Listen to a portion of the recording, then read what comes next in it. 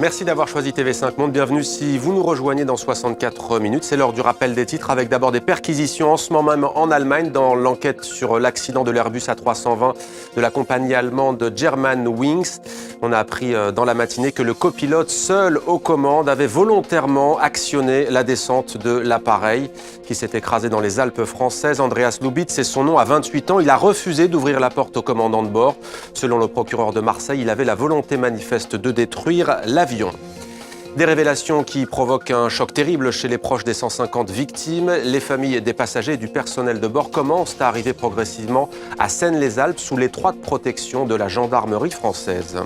Et puis un nouveau front qui s'ouvre au Proche-Orient, au Moyen-Orient. La guerre au Yémen s'internationalise. L'Iran condamne ce soir les bombardements de l'Arabie Saoudite qui viennent de reprendre il y a quelques minutes. Bombardements sur Sanaa, la capitale du Yémen. Ils ont déjà fait 14 morts. Les monarchies sunnites, mais aussi l'Égypte, ont donc lancé une offensive contre la rébellion chiite des Houthis.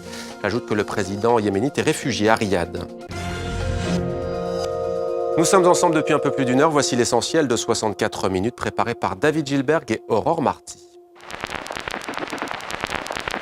Andreas Lubitz, 28 ans, le copilote allemand de l'A320 de la Germanwings qui s'est écrasé mardi dans les Alpes de Haute-Provence est désormais au cœur de l'affaire.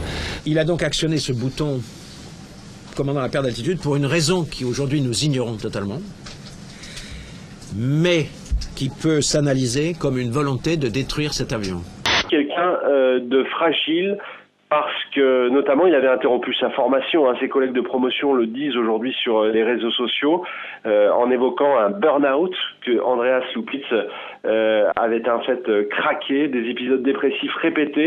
À la Lufthansa, nous sommes abasourdis par le fait que cet avion semble avoir été amené délibérément à s'écraser, apparemment par le copilote. Un acte volontaire donc que rien ne pouvait empêcher. Un suicide, ajoute à mot couvert Carsten Spohr, sans le moindre indice sur les motifs, dit-il. Les pilotes ont un examen médical annuel durant lequel, à ma connaissance, il n'y a pas vraiment un test psychologique. Donc voilà, les tests sont faits à l'entrée et à la sélection. Après, je ne pense pas qu'il y ait un suivi particulier. Pour les familles déjà choquées, toutes ces révélations provoquent un véritable traumatisme. C'est dans ce contexte que les familles des passagers et du personnel de bord commencent à arriver à Seine-les-Alpes, dans le sud de la France. Des habitations réduites en poussière et au moins 14 personnes enfouies sous les décombres. Des dégâts causés par les frappes aériennes lancées dans la nuit contre les rebelles Houthis sur la capitale yéménite. Nous avons des moyens aériens provenant de nombreux pays et nous avons des moyens militaires en voie d'acheminement vers le royaume pour participer à ces opérations. La chute du Yémen n'est pas une option envisageable pour nous. J'ai travaillé sur le sunnisme et le chiisme et j'ai présenté une carte du Golfe arabo-persique.